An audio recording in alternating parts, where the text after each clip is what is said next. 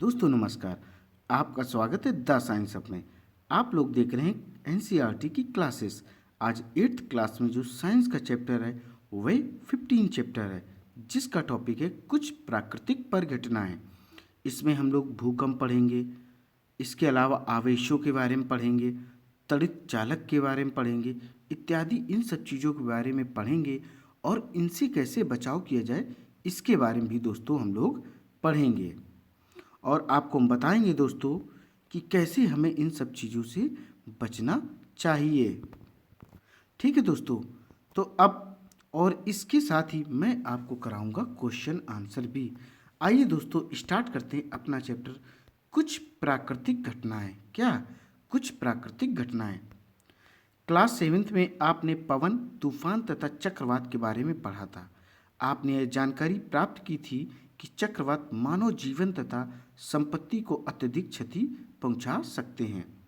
आपने ये भी जाना था कि कुछ सीमाओं तक हम इन विनाशकारी परिघटनाओं से अपना बचाव कर सकते हैं। इस अध्याय में हम दो अन्य विनाशकारी परिघटनाओं तड़ित तथा भूकंप पर चर्चा करेंगे। हम इन परिघटनाओं द्वारा किए जाने वाले विनाशों को कम करने के उपायों पर भी चर्चा करेंगे। अब हम देखेंगे तड़ित। तड़ित क्या होता है? जो आसमान में बिजली चमकती है उसी को तड़ित चालक कहा जाता है। क्या कहा जाता है? तड़ित चालक कहा जाता है। आपने सुना होगा कि बिजली गिरने से, जो आसमान में बिजली चमकी थी उसके गिरने से पेड़ों को हानि पहुंची, किसी की मृत्यु हो गई या कोई जानवर की मृत्यु हो गई। इस तरह की घटनाएं आपने न्यूज़पेपर में जरूर पढ़ी होंगी। आइए स्टार्ट करते हैं तड़ित। विद्युत के तार ढीले हो जाने पर आपने विद्युत खंभों पर चिंगारियां देखी होंगी। ये परिघटना उस समय बहुत अधिक हो जाती है जब पवन के चलने पर तार हिलते डुलते हैं। आपने सॉकेट में प्लग के ढीले होने पर भी चिंगारियां निकलते देखी होंगी। तड़ित भी एक विशाल स्तर की विद्युत चिंगारी ही है। प्राचीन काल में लोग इन चिंगारियों का कारण नहीं समझते थे, अतः वे तड़ित से डरते थे और सोचते थे कि उन पर भगवान के क्रोध के कारण यह हुआ है। अब वास्तव में हम ये जानते हैं कि बादलों में आवेश के एकत्रित होने से तड़ित पैदा होती है। हमें तड़ित से डरना नहीं चाहिए, परंतु इन घातक चिंगारियों से अपने बचाव के लिए सावधानी बरतनी चाहिए। क्या करनी चाहिए? सावधानी दोस्तों रखनी चाहिए। अब देखेंगे इसका इतिहास। चिंगारियां जिनके विषय में यूनानी जानते थे। 600 ईसा पूर्व का दोस्तों मतलब है जब यीशु मसीह का जन्म हुआ था, उससे 600 साल पहले की बात है। तो 600 ईसा पूर्व से भी पहले प्राचीन यूनानी ये जानते थे कि जब एम्बर एक प्रकार की राल को फर से रगड़ते हैं तो यह बालों जैसी हल्की वस्तुओं को आकर्षित कर लेता है। अब आप छोटा सा एग्जाम्पल समझें जो आप सभी ने ट्राई किया होगा। जिस स्केल से आप लाइन खींचते हैं प्लास्टिक की, लोहे की, उसे आप अपने बालों में रगड़ें लगभग 30 सेकंड 1 मिनट तक। उसके बाद आप फिर उसे ज़मीन या फर्श में टच करें। छोटे छोटे से कागज़ के टुकड़े या अन्य टुकड़े उस स्केल की ओर आकर्षित होते हैं।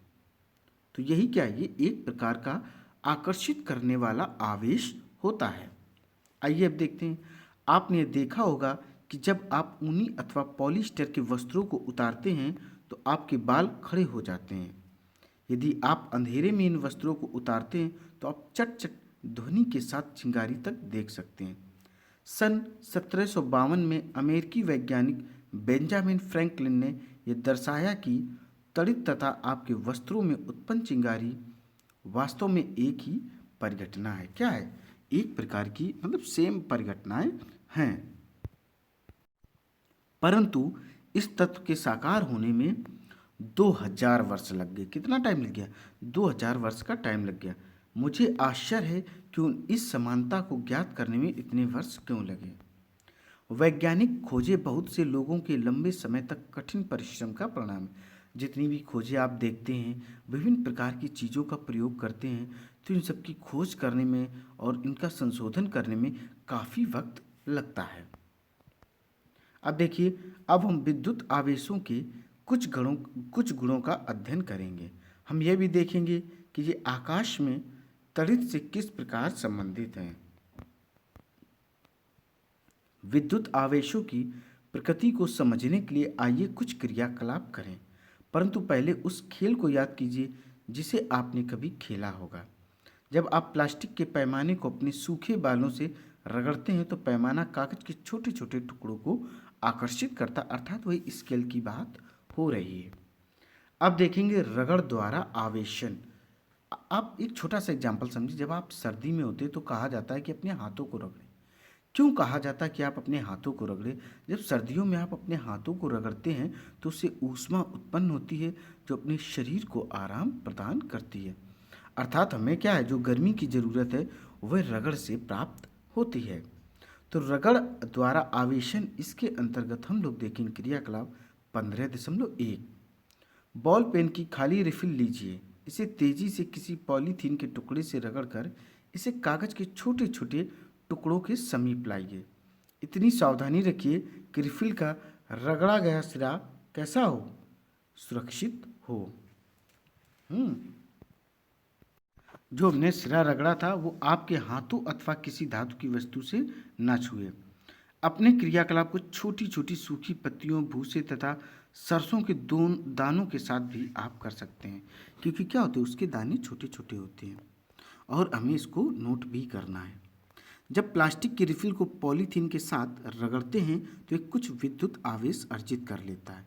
इसी प्रकार जब प्लास्टिक की कंघी को सूखे बालों से रगड़ते हैं तब यह भी कुछ विद्युत आवेश अर्जित कर लेती है। इन वस्तुओं को आवेशित वस्तुएं कहते हैं। क्या कहते हैं? आवेशित वस्तुएं इनको कहते हैं। रिफिल तथा प्लास्टिक की कंघी को आवेशित करने की प्रक्रिया में पॉलीथीन तथा बाल भी आवेशित हो जाते हैं। आइए अब आपकी जानी पहचानी कुछ अन्य वस्तुओं को आवेशित करने का प्रयास करें। फर्स्ट ऑफ ऑल देखें क्रियाकलाप 15.2 में क्या दिया गया है। सारणी 15.1 में दी गई वस्तुएं तथा पदार्थ एकत्र कीजिए। इनमें से प्रत्येक वस्तु को सारणी में दिए गए अनुसार पदार्थ के साथ रगड़कर आवेशित कीजिए। अपने अनुभवों को क्या करना, हमें सारणी में प्रेजेंट करना। ये दोस्तों सारणी रही 15.1। इसे आप स्वयं देखें और कंप्लीट करें।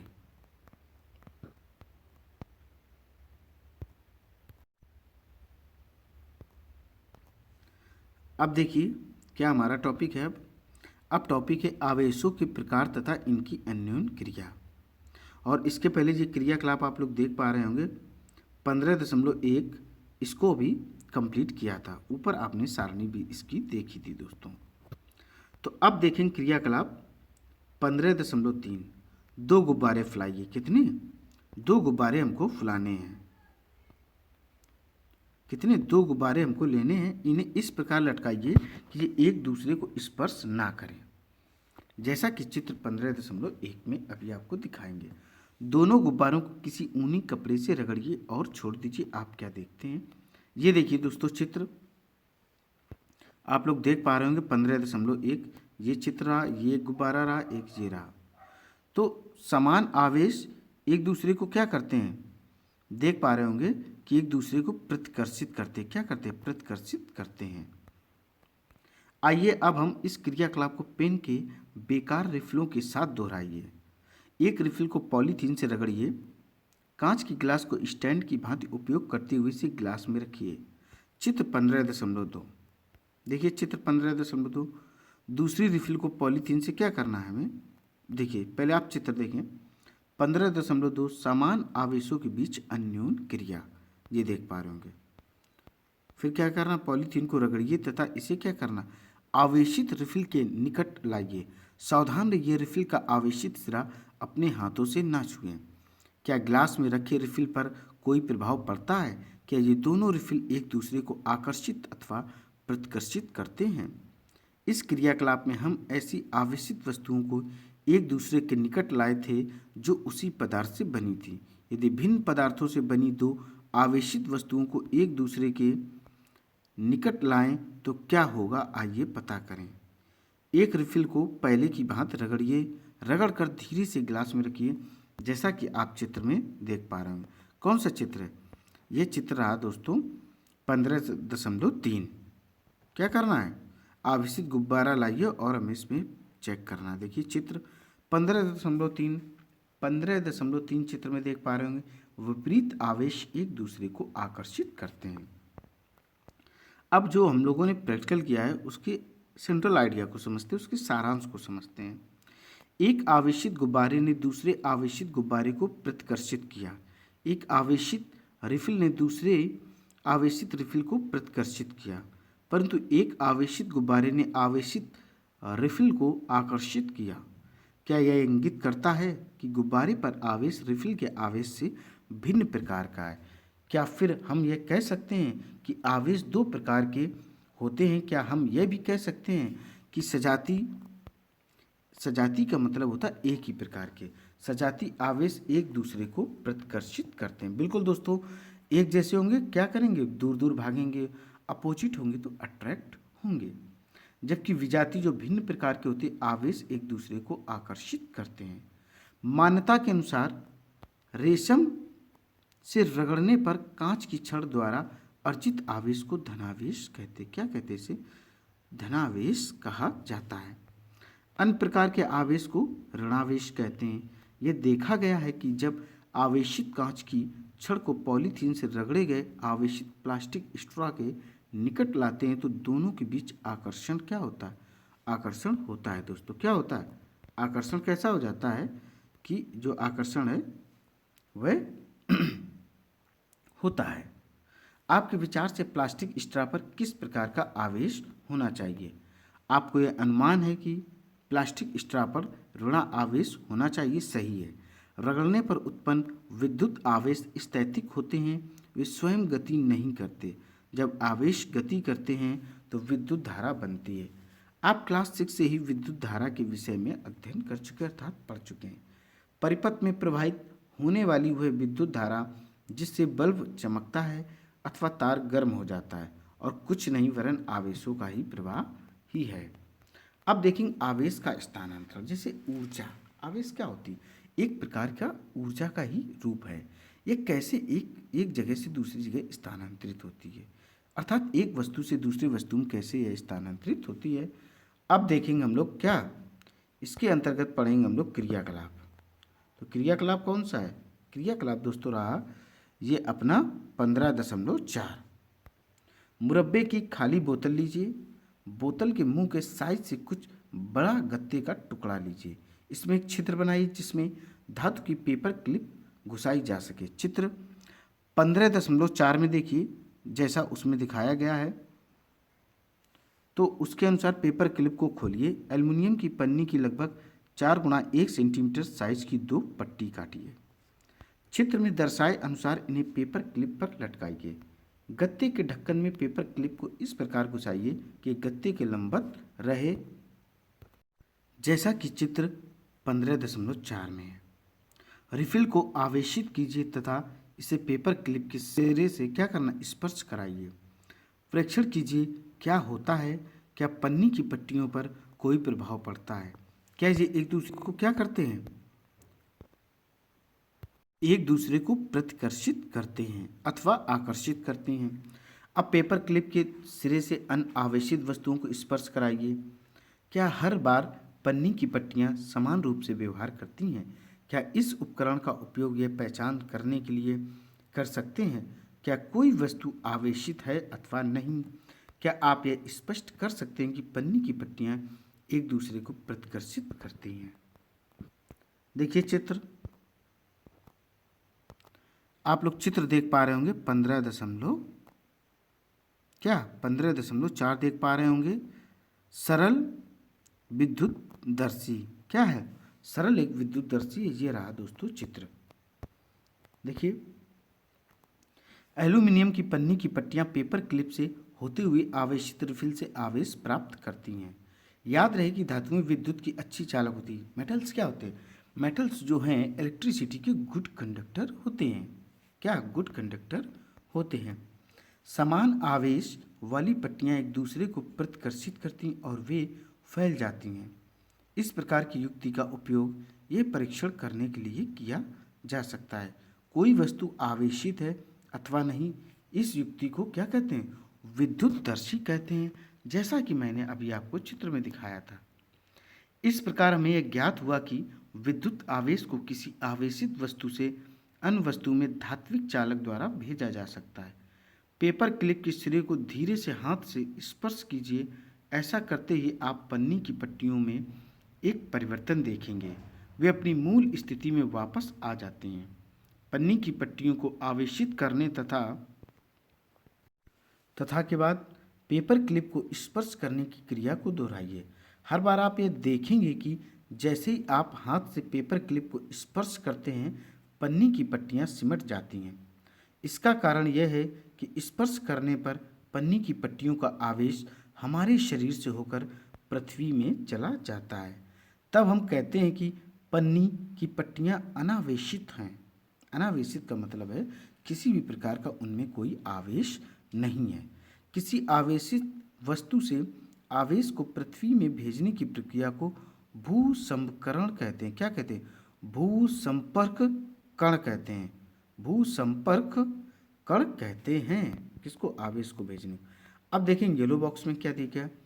विद्युत धारा के किसी भी कारण से लीक होने से उत्पन्न विद्युत आघात से हमें बचाने के लिए भवनों में भूसंपर्क कण की व्यवस्था की जाती है। अब देखेंगे तड़ित की कहानी। किसकी कहानी देखनी है? अब दोस्तों देखेंगे तड़ित की कहानी। इसी को क्या कहते हैं? इसको बिजली भी कहते हैं। क्या कहते हैं? इसको दोस्तों बिजली भी कहा जाता है। क्या कहते हैं? इसको बिजली भी कहा जाता है। इसे हम लोग क्या कहेंगे दोस्तों? बिजली कहेंगे। क्या कहेंगे? इसको बिजली भी कहते हैं। इससे होता क्या है दोस्तों कि कभी कभी मान लो आपने प्राकृतिक घटनाओं के बारे में सुना होगा कि कोई पेड़ पर बिजली गिर गई तो पेड़ फट गया, उसकी शाखाएं फट गईं, किसी व्यक्ति पर गिर गई तो उसकी डेथ हो गई। तो ये क्या है? ये सब क्या है? ये तड़ित की ही स्टोरी है। इसको क्या बोलते हैं? इसको तड़ित ही कहा जाता है। तो इसको हम लोग क्या कहेंगे? तड़ित कहेंगे। दोस्तों इसको हम लोग तड़ित कहते हैं, जैसा कि आप लोग देख पा रहे होंगे। देखिए दोस्तों, अब रगड़ द्वारा उत्पन्न आवेशों के आधार पर तड़ित की व्याख्या करना संभव है। चित्र तो दिखाएंगे, उसके पहले आगे आप लोग पढ़ लें थोड़ा सा। क्लास 7 में आपने सीखा था कि गरज वाले तूफानों के बनते समय वायु की धाराएं ऊपर की ओर जाती हैं, जबकि जल की बूंदें नीचे की ओर जाती हैं। इन प्रबल गतियों के कारण आवेशों का पृथक्कन होता है एक प्रक्रिया द्वारा जिसे हम अभी पूर्णतः नहीं समझा सकते हैं। बादलों के ऊपरी किनारे के निकट धनावेश एकत्र हो जाते हैं तथा ऋणावेश बादलों के निचले किनारों पर संचित हो जाते हैं। धरती के निकट भी धनावेश का संचय होता है। जब संचित आवेशों का परिमाण अत्यधिक हो जाता है तो वायु, जो विद्युत की हीन चालक है, आवेशों के प्रवाह को नहीं रोक पाती। ऋणात्मक तथा धनात्मक आवेश मिलते हैं और प्रकाश की चमकीली धारियाँ तथा ध्वनि उत्पन्न होती हैं। इसे हम तड़ित के रूप में देखते हैं, जैसा कि चित्र 15.5 में है। इस क्रिया को विद्युत विसर्जन कहते हैं। क्या कहते हैं? ये देखिए दोस्तों, आप लोग देख पा रहे होंगे। ये देखिए दोस्तों, चित्र देख पा रहे होंगे एकदम आप लोग। चित्र है 15.5। क्या है? 15.5 चित्र है। इसको आप लोग देख पा रहे होंगे कि आवेश के संचय से तड़ित का होना। देखिए किस तरीके से इसमें माइनस प्लस सब दिखाया जा रहा है। माइनस प्लस मिलते हैं तो क्या हो जाता है? बिजली गिरती है, और जब यह किसी जीव जंतु या मनुष्य पर गिरती, पेड़ पौधों पर गिरती, तो यह हानि पहुंचाती है। दोस्तों हर बार जितनी बार मौसम ये परिवर्तित होते हैं, बरसात का मौसम आता है या ऐसा मौसम होता है जिसमें बिजली चमकती है या गिरती है गरजते बादलों के साथ, तो ये किसी न किसी को क्या चोट पहुंचाती ही है। विद्युत विसर्जन की प्रक्रिया दो अथवा अधिक बादलों के बीच अथवा बादलों तथा पृथ्वी के बीच हो सकती है। अब हमें प्राचीन काल के लोगों की भांति तड़ित से भयभीत होने की आवश्यकता नहीं है। अब हम मूल परिघटना को समझते हैं। वैज्ञानिक हमारा ज्ञान बढ़ाने के लिए कठोर परिश्रम कर रहे हैं, तथापि तड़ित के गिरने पर जीवन तथा संपत्ति की हानि होती है। अतः हमें अपने बचाव के लिए उपाय करने आवश्यक हैं।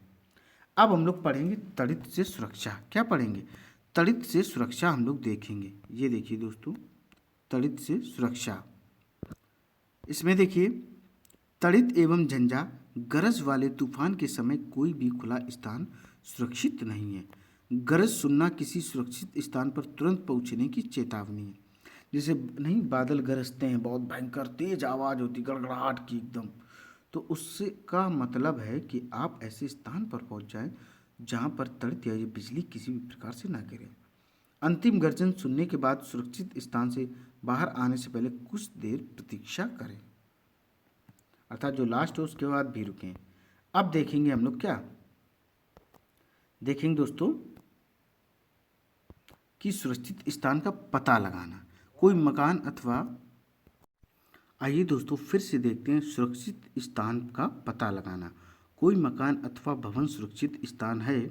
यदि आप किसी कार अथवा बस द्वारा यात्रा कर रहे हो तो वाहन की खिड़कियों व दरवाजे बंद होने पर आप उसके भीतर सुरक्षित हैं। अब देखते हैं तड़ित झंझा के समय क्या करें और क्या ना करें। तो हमें क्या करना चाहिए, क्या नहीं करना चाहिए, वो चीज़ हमको देखनी है दोस्तों। ठीक है, तो आइए देखते हैं।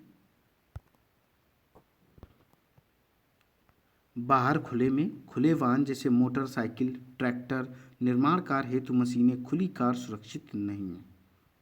खुले मैदान, ऊंचे वृक्ष, पार्कों में शरण स्थल, ऊंचे स्थान तड़ित से हमारी सुरक्षा नहीं करते हैं। तड़ित झंझा के समय छाता लेकर चलने का विचार किसी भी दृष्टि से अच्छा नहीं है। यदि आप वन में हैं तो छोटे वृक्ष के नीचे शरण लीजिए। यदि आप किसी ऐसे खुले क्षेत्र में जहाँ कोई शरण स्थल नहीं है तो सभी वृक्षों से काफ़ी दूरी पर क्या करना है, काफ़ी दूरी पर खड़े रहें। जमीन पर ना लेटें बल्कि जमीन पर सिमट कर नीचे बैठें। अपने हाथों को घुटनों पर तथा सिर को हाथों के बीच रखें। चित्र 15.6 में इस स्थिति में आप आघात के लिए लघुत्तम लक्ष्य बन जाएंगे। देखिए दोस्तों, ये चित्र रहा, क्या दोस्तों, ये चित्र रहा, ये चित्र आप लोग देख पा रहे होंगे। ये चित्र है 15.6 में तड़ित के समय सुरक्षित स्थिति इस तरीके से आप बैठ सकते हो, अपने आप को सुरक्षा प्रदान कर सकते हो और सेफ रह सकते हैं। घर के भीतर देखो, तड़ित टेलीफोन के तारों, विद्युत तारों तथा धातु के पाइपों पर आघात कर सकती। क्या आपको याद है कि तड़ित एक विद्युत विसर्जन है? तड़ित झंझा के समय हमें इन्हें छूना नहीं चाहिए। ऐसे समय में मोबाइल फ़ोन अथवा बिना डोरी वाले फ़ोन का उपयोग सुरक्षित है, परंतु ये बुद्धिमत्तापूर्ण नहीं है कि आप किसी ऐसे व्यक्ति को टेलीफोन करें जो तार युक्त फ़ोन से आपकी बात सुन रहा है। बहते जल के संपर्क से बचने के लिए तड़ित झंझा के समय स्नान से बचना चाहिए। कंप्यूटर, टीवी आदि जैसे विद्युत उपकरणों के प्लगों को सॉकेट से निकाल देना चाहिए। विद्युत बल्बों, ट्यूबलाइटों को जलाए रखा जा सकता है, इनसे कोई हमें हानि नहीं होती है। अब देखना तड़ित चालक, क्या देखना है? अब हमें दोस्तों देखना है तड़ित चालक। क्या देखना है? तड़ित चालक। तो इसमें देखिए, तड़ित चालक में तड़ित चालक एक ऐसी युक्ति है जिसका उपयोग भवनों को तड़ित के प्रभाव से बचाने के लिए किया जाता है। किसी भवन के निर्माण के समय उसकी दीवारों में उस भवन की ऊंचाई से अधिक लंबाई की धातु की छड़ स्थापित कर दी जाती है। इस छड़ का एक सिरा वायु में खुला रखा जाता है और तथा दूसरे सिरे को जमीन में काफ़ी गहराई तक दबा देते हैं, जैसा कि चित्र में अभी आप देखेंगे 15.7। धातु की एक छड़ है वह विद्युत आवेश के जमीन तक पहुंचने के लिए एक सरल पथ प्रदान करती है। भवन निर्माण में उपयोग होने वाले धातु के स्तंभ, विद्युत तार तथा जल पाइप भी कुछ सीमा तक हमारा बचाव करते हैं, परंतु तड़ित झंझा के समय इन्हें स्पर्श ना करें। आइए अब आप लोग चित्र देखेंगे 15.7। कौन सा? 15.7 आप लोग चित्र देखेंगे। ये दोस्तों रहा चित्र आपका 15.7। क्या इसमें दिया गया है? तड़ित चालक। ये देखिए दोस्तों, किस तरीके से तड़ित चालक जी एक तार सा लगा हुआ है, डायरेक्ट ये दीवार के माध्यम से भूमि के नीचे आ। सपोज दैट मान लो इस पर बिजली गिरी तो एक तार क्या करेगा, कैच कर लेगा, सीधा ज़मीन के नीचे भेज देगा। तो इससे आपका जो भवन है उसको किसी भी प्रकार की कोई हानि नहीं पहुँचेगी। क्या नहीं पहुँचेगी? हानि नहीं पहुँचेगी। अब देखेंगे हम लोग भूकंप। भूकंप हम सभी लोग परिचित हैं। सबसे ज़्यादा विश्व में अगर पूछा जाए भूकंप कहाँ आते हैं तो अपना जापान। क्या? जापान। जापान बसा ही है देश ऐसा किस पे? महाद्वीपों पे। तो भूकंप आना निश्चित है। और डेवलप भी सबसे ज़्यादा वो जापान है। आप देख सकते हैं कितनी जल्दी वो अपने आप को डेवलप कर लेता है। भूकंप को इंग्लिश में अर्थक्वेक कहते हैं। क्या कहते हैं? भूकंप को इंग्लिश में अर्थक्वेक कहते हैं। क्या कहा जाता है? इसको हम लोग अर्थक्वेक कहते हैं। क्या कहते हैं? अर्थक्वेक इसको कहते हैं। आइए दोस्तों देखते हैं। आपने अभी तड़ित झंझा तथा तड़ित के विषय में अध्ययन किया। क्लास 7th में आपने चक्रवातों के बारे में अध्ययन किया। ये प्राकृतिक परिघटनाएं मानव जीवन तथा संपत्ति का बड़े पैमाने पर विनाश कर सकती हैं। देखिए दोस्तों, जैसे आप पश्चिमी राज्य ले लो, स्पेशली भूकंप सबसे ज़्यादा कहाँ आते हैं? पश्चिम बंगाल, उड़ीसा। इनमें इतने ज़बरदस्त आते, हर साल यार भूकंप आते हैं। और इतने आते कि बहुत बड़े स्तर पर किसका जन मन धन सबकी हानि ये करते हैं। विभिन्न प्रकार की अगर आपसे क्वेश्चन पूछा जाए सबसे ज़्यादा भूकंप कहाँ आते हैं तो वह उड़ीसा में आते हैं भारत में। और पूरे वर्ल्ड में पूछी जाए तो जापान में।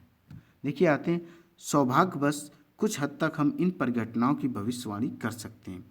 मौसम विभाग कुछ क्षेत्रों में बन रहे तड़ित झंझा के बारे में भी चेतावनी दे सकता है। यदि तड़ित झंझा होती है तो इसके साथ सदैव तड़ित तथा चक्रवात की संभावना रहती।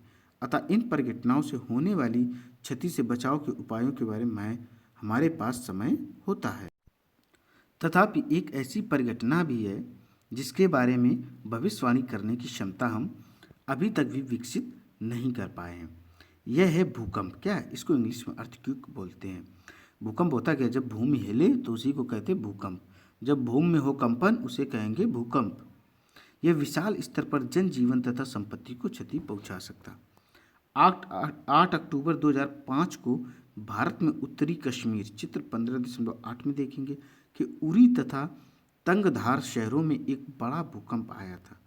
इससे पहले गुजरात के भुज जिले में 26 जनवरी 2001 को बड़ा भूकंप आया था। अब देखेंगे हम लोग क्रियाकलाप 5.5। उसके पहले और चित्र देख लेते हैं। चित्र देखो, ये रहा चित्र। कश्मीर में भूकंप उरी शहर में आया था। किस में आया था? ये दोस्तों उरी शहर में आया था। और ये रहा आपका चित्र। देखो किस तरीके से, ये देखो बिल्डिंग क्या हो गई हैं, सब ध्वस्त हो गई हैं। पूर्तियाँ ध्वस्त हो गई कश्मीर में भूकंप जब आया है। अब हम लोग देखेंगे क्रियाकलाप 15.5। अपने माता पिता से इन भूकंपों द्वारा हुई जनजीवन तथा संपत्ति की अपार क्षति के बारे में पूछिए। उस समय के समाचार पत्रों तथा पत्रिकाओं से इन क्या करना है? इन भूकंपों द्वारा हुई क्षति को दर्शाने वाले कुछ चित्र इकट्ठा कर सकते हैं। देखो भूकंप के चित्र आपको देखिए। अब आ गया जमाना कैसा? स्मार्टफोन का। सब कुछ आपको यूट्यूब पे मिलेगा। आप सर्च कीजिए, पूरी भूकंप की स्टोरी आ जाएगी। अब देखेंगे भूकंप क्या होता है, जब यह आता है तो क्या होता है, इसके प्रभाव को कम से कम करने के लिए हम क्या कर सकते हैं। ये कुछ ऐसे प्रश्न हैं जिनके बारे में हम नीचे चर्चा करेंगे। अब देखिए भूकंप क्या होता है। भूकंप जो बहुत कम समय तक रहता है, पृथ्वी का कंपन अथवा कोई झटका होता है। यह पृथ्वी की भूप्रपटी का मतलब होता है जो भूमि की ऊपरी सतह होती उसी को परपटी कहते हैं। क्या कहते हैं? भूप्रपटी कहते हैं इसको। भूप्रपटी के भीतर गहराई में गड़बड़ के कारण उत्पन्न होता है। भूकंप हर समय सब जगह आते रहते हैं। देखिए प्रायः इनको नोटिस नहीं किया जाता। विशाल भूकंप बहुत कम होते हैं। ये भवनों, पुलों, बांधों तथा लोगों को असीम क्षति पहुंचा सकते हैं। बहुत ज़्यादा दोस्तों भूकंप नुकसान करते हैं। एक आपने सुनामी के बारे में भी सुना था। वो समुद्री लहरें थी। वो 30 मीटर ऊंची थी। उनकी स्पीड लगभग 600 किलोमीटर प्रति घंटा थी। आप इमेजिन कीजिए, इतनी तो सुपरफास्ट ट्रेन भी नहीं चलती। उसने बिल्डिंग्स, बीच पर जितनी चीज़ें थी, बहुत सारी हानि पहुँचाई थी। आइए अब इसमें देखते हैं। इनसे जीवन तथा संपत्ति की विशाल हानि हो सकती। भूकंपों से बाढ़, भूस्खलन तथा सुनामी आ सकते हैं। 26 दिसंबर 2004 को हिंद महासागर में विशाल सुनामी आया था। और सुनामी की स्पेलिंग दोस्तों क्या होती? टी से स्टार्ट होती। TSUNAMI। क्या होती है? TSUNAMI। UNAMI टी सुनामी इसको बोलते, टी साइलेंट होता। ये 26 दिसंबर 2004 को हिंद महासागर में आई थी और महासागर के चारों ओर के तटवर्ती क्षेत्रों में अपार हानि हुई थी। बहुत से लोगों की इसमें डेथ हो गई थी दोस्तों। अब देखेंगे हम लोग क्रियाकलाप 15.6। संसार का एक रेखा चित्र लीजिए। भारत में पूर्वी तटीय तथा अंडमान और निकोबार महाद्वीपों की स्थिति ज्ञात कीजिए। हिंद महासागर के चारों ओर के उन अन्य देशों को मानचित्र में अंकित कीजिए जिन्हें सुनामी से क्षति पहुंची थी। अपने माता पिता अथवा परिवार के अन्य बड़े बूढ़ों अथवा पास पड़ोस से भारत में सुनामी के कारण हुए नुकसान की जानकारी एकत्र कर सकते हैं। अब देखते हैं हम लोग भूकंप के क्या कारण होते हैं। देखिए दोस्तों, भूकंप के क्या कारण होते हैं, तो इसके लिए देखिए, मेरी दादी ने मुझे बताया कि पृथ्वी किसी सांड के एक सींग पर टिकी है तथा जब सांड इसे दूसरे सींग पर ले जाता है तो भूकंप बताया कैसे सत्य हो सकता है। इट इज़ टोटली फेक है, ये एक सिर्फ दंत कथा, ऐसा कहीं दोस्तों नहीं होता है। पृथ्वी किसी सांड और नाग के सिर पर नहीं टंगी हुई है। ठीक है दोस्तों, देखिए, प्राचीन काल में लोग भूकंप आने का सही कारण नहीं जानते थे, अतः उनकी धारणा मनगढ़ंत कथाओं जैसी बूझों की दादी ने सुनाई थी द्वारा व्यक्त की जाती थी। संसार के अन्य भागों में भी इसी प्रकार की कथाएं क्या थी, प्रचलित थीं। पृथ्वी के अंदर भूकंपन के क्या कारण हो सकते हैं।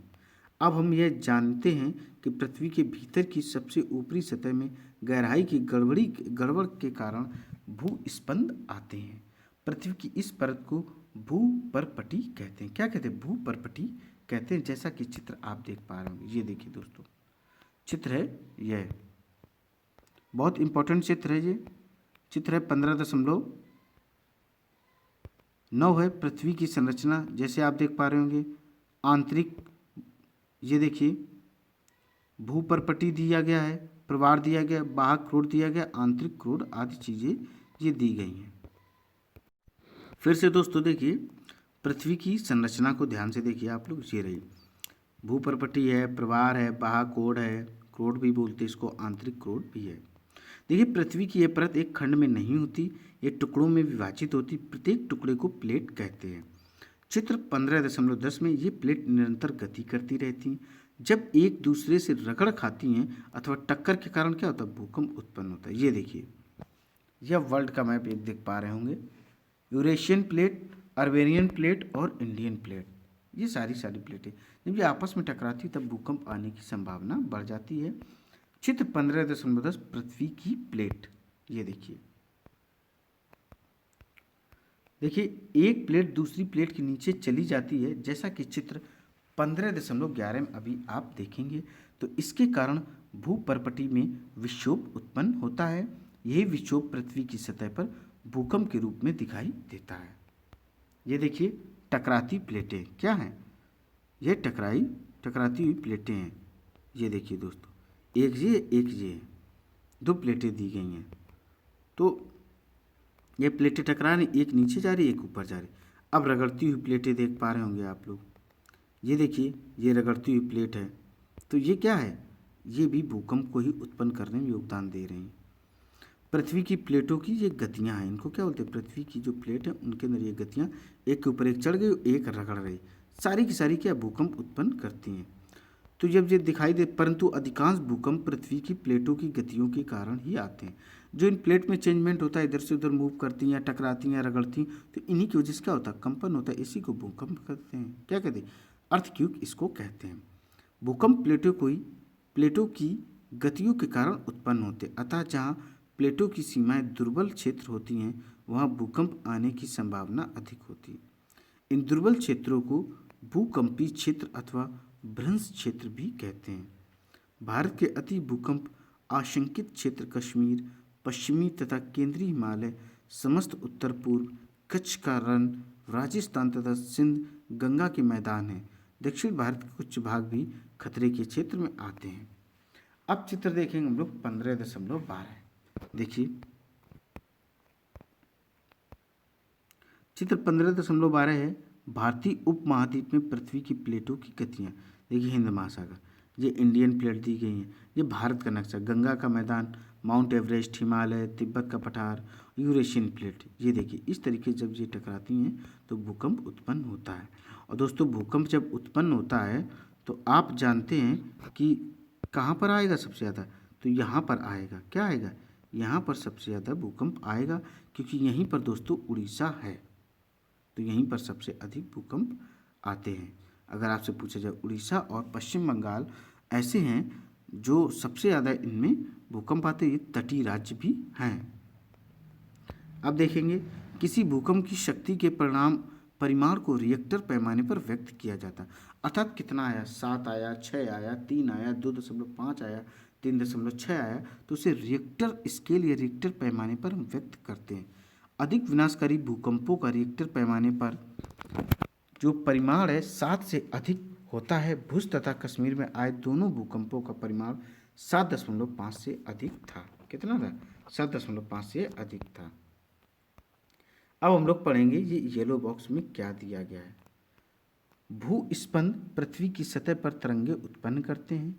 इन तरंगों को भूकंपी तरंगे कहते हैं। इन तरंगों को भूकंप लेखी नामक उपकरण द्वारा रिकॉर्ड किया जाता। चित्र 15.13 में देखेंगे। यह उपकरण मात्र एक कंपायमान क्षण अथवा लोलक होता है जो भूस्पंद आने पर दोलन अर्थात कंपन करने लगता है। इसके कंपायमान तंत्र के साथ एक पेन जुड़ा रहता है। यह पेन इसके नीचे गति करने वाले कागज की पट्टी पर भूकंपी तरंगों को रिकॉर्ड करता रहता है। इन तरंगों का अध्ययन करके वैज्ञानिक भूकंप का संपूर्ण मानचित्र बना सकते हैं, जैसा कि चित्र 15.14 में देखेंगे। वे भूकंप की क्षति पहुंचा सकने की क्षमता का अनुमान भी लगा सकते हैं। ये देखिए दोस्तों, आप लोग देख पा रहे हैं चित्र। पहले आप देखें, कौन सा चित्र देखो आप लोग, सबसे पहले ये वाला 15.13। इसमें क्या भूकंप लेखी उपकरण आप लोग देख पा रहे होंगे।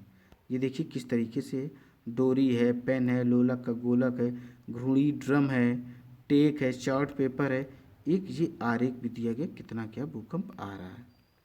अब इसके बाद हम लोग चित्र देखेंगे ये वाला। ये देखिए इसमें क्या है, भूकंप का चित्र। पृथ्वी के अंदर अधिकेंद्र, जहाँ से भूकंप, देखो अधिकेंद्र ऊपर होता है और जहाँ से ये उठता है उसको बोलते हैं फोकस। भूकंप जहाँ से उठता है उसको क्या बोलते हैं? उसको बोलते हैं फोकस। और पृथ्वी का यह पृष्ठ ऊपर वाला है, अधिकेंद्र जहाँ उसकी किरणें आती हैं। भूकंप तरंगे कहाँ है? ऊपर जाकर ये क्या कर रहे हैं? भूमि को कंपन कर रहे हैं, जिससे किसका विनाश होना तय है दोस्तों। इससे हानि भी होती है, पेड़ पौधे भी टूटते हैं, घर भी गिरते हैं और लोगों की जान जाती है। विभिन्न प्रकार के जीव जंतु भी मरते हैं भूकंप के कारण। विज्ञान में अन्य बहुत से पैमानों को भांति, जैसे डेसिबल एक अन्य उदाहरण है। रिएक्टर पैमाना रेखिक नहीं है। इसका अर्थ यह है कि इस पैमाने पर 6 परिमाण की भूकंप की क्षतिनाशी ऊर्जा 4 परिमाण के भूकंप की विनाशी ऊर्जा से 1.5 गुनी अधिक नहीं है।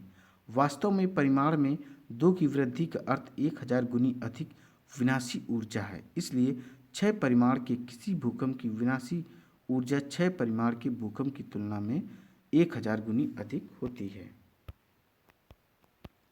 आइए दोस्तों, अब हम लोग देखेंगे आगे क्या। इसमें देखेंगे हम लोग भूकंप से बचाव। क्या देखेंगे? भूकंप से बचाव देखेंगे। उपरोक्त चर्चा से हमने यह सीखा कि भूकंपों की भविष्यवाणी नहीं की जा सकती। हमने यह भी देखा कि भूकंप अत्यधिक विनाशकारी हो सकते हैं। अतः यह आवश्यक है कि हम हर समय अपने बचाव के लिए आवश्यक सावधानियां बरतें।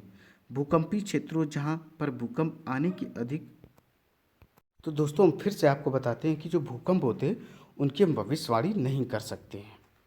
ठीक है, ये बहुत ज़्यादा हानिकारक होते हैं, विनाशकारी होते हैं, जन धन की सबकी यह हानि करते हैं।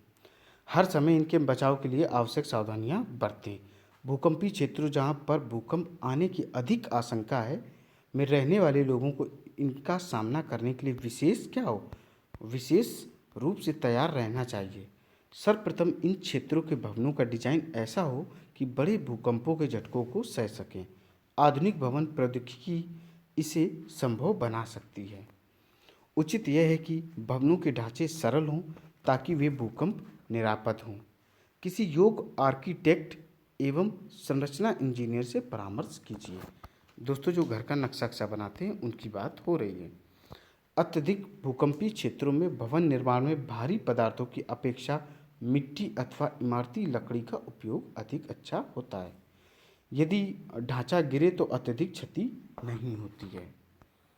अलमारियां इत्यादि को दीवारों के साथ जड़ना क्या होता है, उनको दीवार होती उनके साथ अलमारियों को हमें जड़ देना चाहिए, सटा के या बांध कर उनके साथ रखना चाहिए जिससे कि वे आसानी से ना गिरे। दीवार घड़ी, फोटो फ्रेम, जल तापक जिसको गाइजर कहते हैं, गीजर भी आप लोग कहते हैं, आदि को दीवार में लटकाते समय सावधानी रखिए ताकि भूकंप आने पर ये लोगों के ऊपर ना गिरें और उनके चोट ना पहुँचे। चूँकि कुछ भवनों में भूकंप के कारण आग लग सकती, अतः यह आवश्यक है कि सभी भवनों विशेषकर ऊंची इमारतों में अग्निशमन के सभी उपकरण कार्यकारी स्थिति में होने चाहिए। केंद्रीय भवन अनुसंधान संस्थान रुड़की ने भूकंप प्रतिरोधी मकान बनाने के लिए कुछ जानकारियां विकसित की हैं। देखिए, अब हम लोग पढ़ेंगे बचाव। क्या पढ़ेंगे दोस्तों? बचाव देखते हैं इसमें क्या क्या है। ये दोस्तों रहे बचाव। यदि आप घर पर हैं, ठीक है, भूकंप के झटके लगने की स्थिति में अपने बचाव के लिए आप कुछ उपाय कर सकते हैं। वो उपाय आप नीचे देखेंगे। यदि आप घर में हैं तो किसी मेज के नीचे आश्रय लें तथा झटकों के रुकने तक वहीं रुकें। ऐसी ऊंची तथा भारी वस्तुओं से दूर रहें जो आप पर गिर सकती है। यदि आप बिस्तर पर हैं तो उठें नहीं, अपने सिर का तकिए से बचाव करें। यदि आप घर से बाहर हैं, कहाँ पर हों? घर से बाहर हो, तब क्या होना चाहिए?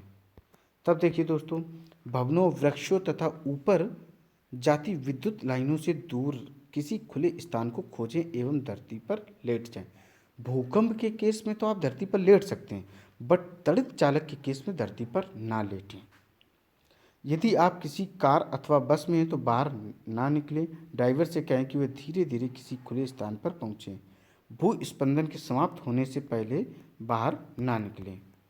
दोस्तों, अब हम आपको इस चैप्टर के कुछ प्रमुख शब्द बताएंगे। बिल्कुल ध्यान से सुनिए, मज़ा आ जाएगा एकदम ज़बरदस्त तरीके से। भू परपटी, विसर्जन, पृथ्वी की प्लेट, भूकंप, विद्युतदर्शी, तड़ित, तड़ित चालक, ऋणावेश, धनावेश, रिएक्टर पैमाना, भूकंप लेखी, गर्जन, तड़ित झंझा, आवेश स्थानांतरण, सुनामी, भूस्पंदन। अब दोस्तों वह वक्त आ गया है जब हम इस चैप्टर का पूरा सेंट्रल आइडिया देखें। सेंट्रल आइडिया का मतलब होता है कि जितना आपने पढ़ा उसको मात्र 1 से 2 मिनट में टोटली रिवाइज करना, यही सेंट्रल आइडिया कहलाता है। आइए स्टार्ट करते हैं। क्या आपने क्या सीखा? बिल्कुल दोस्तों, आपको बताएं क्या आपने सीखा। देखिए, कुछ वस्तुओं को अन्य वस्तुओं से रगड़कर आवेशित किया जा सकता है। आवेश 2 प्रकार के होते हैं, धनावेश तथा ऋणावेश। सजाती आवेश एक दूसरे को प्रतिकर्षित तथा विजातीय आवेश एक दूसरे को आकर्षित करते हैं। रगड़ द्वारा उत्पन्न विद्युत आवेशों को स्थिर आवेश कहते हैं। जब आवेश गति करते हैं तो विद्युत धारा बनती है। कोई वस्तु आवेशित है या नहीं, इसकी पहचान के लिए विद्युतदर्शी का उपयोग किया जाता है। किसी आवेशित वस्तु के आवेश को पृथ्वी में स्थानांतरित करने को भू संपर्क कण कहते हैं। क्या कहते हैं? संपर्क कण कहते हैं। बादलों तथा पृथ्वी अथवा विभिन्न बादलों के बीच विद्युत विसर्जन के कारण तड़ित उत्पन्न होती है। तड़ित आघात जीवन तथा संपत्ति को नष्ट कर सकता है। तड़ित चालक भवनों को तड़ित के प्रभाव से बचा सकता है। पृथ्वी के अचानक कांपने अथवा थरथराने को भूकंप कहते हैं। भूकंप किसको कहते हैं? जो एकदम जो पृथ्वी है वो कंपने लगे, उसको हम क्या कहते हैं? भूकंप कहते हैं। भू परपटी के भीतर गहराई में विक्षोभ के कारण भूकंप आते हैं। भूकंप आने की भविष्यवाणी संभव नहीं है। पृथ्वी की प्लेटों की सीमाओं पर भूकंप आने की प्रवृत्ति होती है। इन क्षेत्रों को भ्रंश क्षेत्र कहते हैं। क्या कहते हैं? भ्रंश क्षेत्र कहते हैं। किसी भूकंप की विनाशी ऊर्जा की माप रिएक्टर पैमाने पर की जाती है। रिएक्टर पैमाने पर 7 से अधिक माप वाले भूकंप जीवन तथा संपत्ति की अपार क्षति कर सकते हैं। हमें भूकंपों से बचाव के लिए आवश्यक सावधानियां बरतनी चाहिए। आइए दोस्तों, अब करेंगे हम लोग इस चैप्टर के अभ्यास प्रश्न। क्या करेंगे? अभ्यास प्रश्न देखेंगे। तो इसमें जो पहला प्रश्न है वह है, देखिए क्या है, निम्नलिखित में से किसे घर्षण द्वारा आसानी से आवेशित नहीं किया जा सकता है। तो इसका जो करेक्ट आंसर दोस्तों क्या हो जाएगा, इसका करेक्ट आंसर हो जाएगा आपका ख नंबर, तांबे की छड़ द्वारा। किसके द्वारा, जो तांबे की छड़ है उसके द्वारा हम क्या कर सकते हैं, इसको हम आवेशित नहीं कर सकते हैं। इसका करेक्ट आंसर ख नंबर हो गया। अब देखो 2 नंबर, 2 नंबर में क्या दिया गया है कि जब कांच की छड़ को रेशम के कपड़े से रगड़ते हैं तो छड़ क्या हो जाती है। इसका करेक्ट आंसर हो जाएगा ख नंबर, धनावेशित हो जाती तथा कपड़ा ऋणावेशित हो जाता है। तो इसका करेक्ट आंसर क्या हो जाएगा, ख नंबर इसका करेक्ट आंसर हो जाएगा। अब देखो ट्रू फॉल्स, देखते हैं ट्रू फॉल्स में क्या है। तीसरा है क्वेश्चन, देखिए दोस्तों, निम्नलिखित में से सही के सामने टी, गलत के सामने एफ लिखना है। तो जो का नंबर है वो क्या दिया गया है, देखिए का नंबर दोस्तों, का नंबर है कि सजाती आवेश एक दूसरे को आकर्षित करते। तो दोस्तों ये क्या हो जाएगा, ये फॉल्स हो जाएगा। तो इसका करेक्ट आंसर एफ हो जाएगा। क्या हो जाएगा, इसके सामने हम एफ लिख सकते हैं।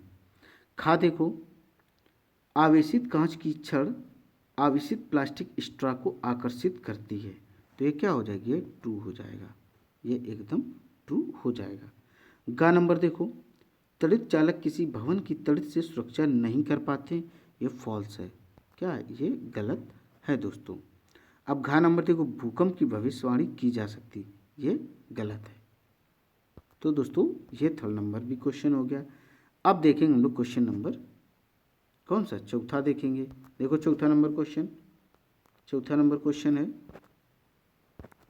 देखिए, सर्दियों में स्वेटर उतारते समय चट चट की ध्वनि सुनाई देती है। तो ये चट चट की ध्वनि क्यों सुनाई देती है। आमतौर पर स्वेटर ऊन किससे बना होता है, ऊन से बना होता है, और आंतरिक कपड़े जैसे कमीज कपास और संश्लेषित तंतु से बने होते हैं। तो जब इनमें रगड़ होती है तो क्या होता है, इसमें आवेश उत्पन्न होता है। कैसे आवेश उत्पन्न होता है, तो स्वेटर उतारते समय क्या होता है, स्वेटर और शरीर के बीच एक विद्युत विसर्जन होता है। क्या होता है, विद्युत विसर्जन होता है, जिससे क्या होता है, चट चट की आवाज़ आती है। अब हम लोग क्वेश्चन देखेंगे 5 नंबर। क्या देखेंगे, 5 नंबर देखेंगे।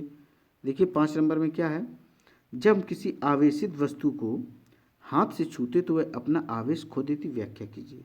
मानव शरीर क्या है, जो अपनी बॉडी है, ह्यूमन बॉडी है, जितने भी जंतु हैं सारे के सारे इलेक्ट्रिसिटी के गुड कंडक्टर हैं, विद्युत के क्या हैं, सुचालक हैं। और इसमें क्या होता है, एक आवेशित वस्तु अपने आवेश को तब खो देती है जब हम उसे हाथ से छूते हैं, क्योंकि आवेश हमारे शरीर में क्या है, शरीर से पृथ्वी पर स्थानांतरित हो जाता है। आवेशित वस्तु से पृथ्वी पर आवेशों के स्थानांतरण की इस प्रक्रिया को भू संपर्क कण कहते हैं। क्या कहते हैं, भू संपर्क कण कहते हैं। अब देखेंगे क्वेश्चन नंबर क्या, 6 नंबर देखो। 6 नंबर देखो दोस्तों, उस पैमाने का नाम लिखिए जिस पर भूकंपों की विनाशी ऊर्जा मापी जाती है।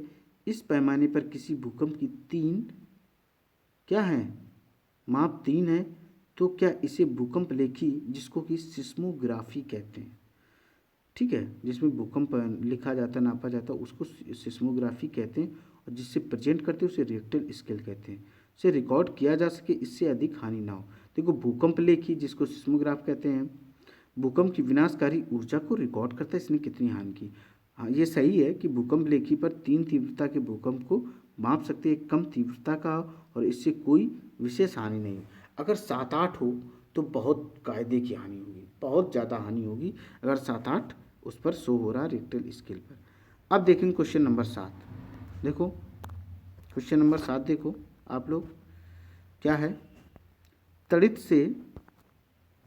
से अपनी सुरक्षा के 3 उपाय लिखिए।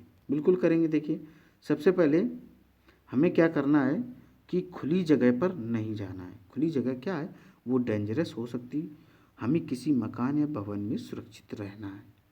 दूसरी, जैसे गरज सुनाई दे किसी सुरक्षित स्थान पर तुरंत हमें पहुंच जाना चाहिए। ये गरज हमें वार्निंग देती कि आप सेफ प्लेस पर पहुँचें। थर्ड, अंतिम जैसी आखिरी गर्जन सुने उसके बाद कुछ देर रुकें, फिर उस सुरक्षित स्थान से बाहर आएं। तो ये 3 चीज़ें हो गई। अब देखो क्वेश्चन नंबर 8, कौन सा देखेंगे, 8 नंबर देखेंगे हम लोग। देखिए, आवेशित गुब्बारे दूसरे आवेशित गुब्बारे को प्रतिकर्षित करते हैं, जबकि अनावेशित गुब्बारा आवेशित गुब्बारे द्वारा आकर्षित किया जा सकता है। व्याख्या कीजिए। दो आवेशित गुब्बारे सतह पर समान आवेशित होते हैं। चूंकि समान आवेश एक दूसरे को क्या करते हैं, प्रतिकर्षित करते हैं, एक दूसरे को भगाते हैं अलग अलग, इसलिए आवेशित गुब्बारा दूसरे आवेशित गुब्बारे को प्रतिकर्षित करता है। आवेशित और अनावेशित एक दूसरे को आकर्षित करते हैं, इसलिए एक आवेशित किया गया गुब्बारा अनावेशित को आकर्षित करेगा। अब आ जाइए हम लोग क्वेश्चन देखते हैं 9 नंबर। क्या देखेंगे 9 नंबर क्वेश्चन, देखो आप लोग, चित्र की सहायता से।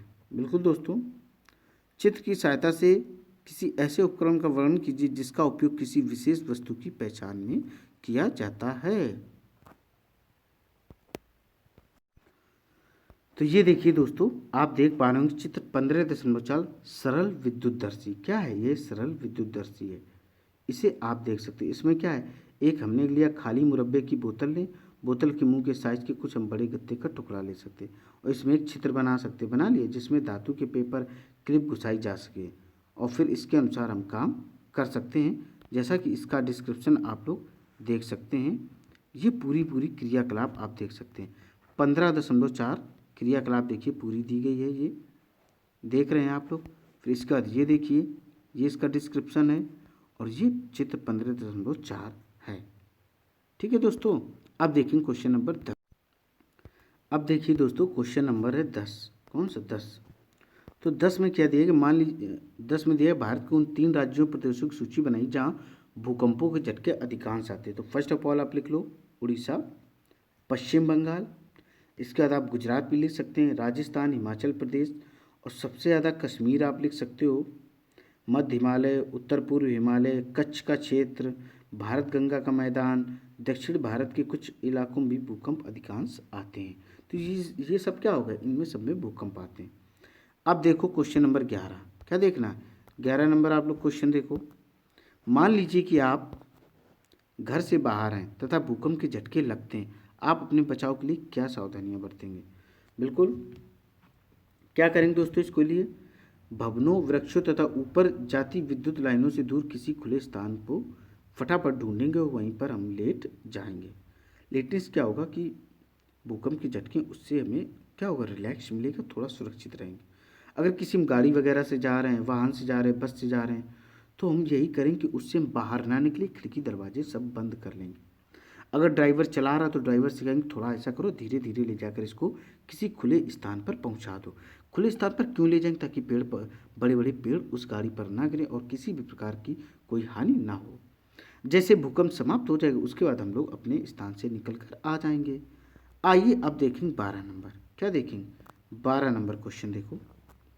मौसम विभाग यह भविष्यवाणी करता है कि किसी निश्चित दिन तड़ित झंझा की संभावना, और मान लीजिए उस दिन आपको बाहर जाना है, क्या आप छतरी लेकर जाएंगे? व्याख्या कीजिए। देखिए, तड़ित झंझा के समय छाता या छतरी ले जाना बहुत खतरनाक है। क्यों? क्योंकि वह होती मेटल्स की।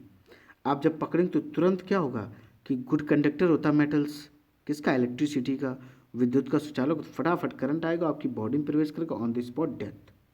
तो बिल्कुल भी यह विचार गलत है। कभी भी तड़ित झंझा के केस में किसी भी टाइप्स की हम इस टाइप की कोई भी चीज़ें ना ले लें। तड़ित झंझा के समय क्या होता है, हवा की गति क्या होती है, छतरी को उड़ा भी सकती है।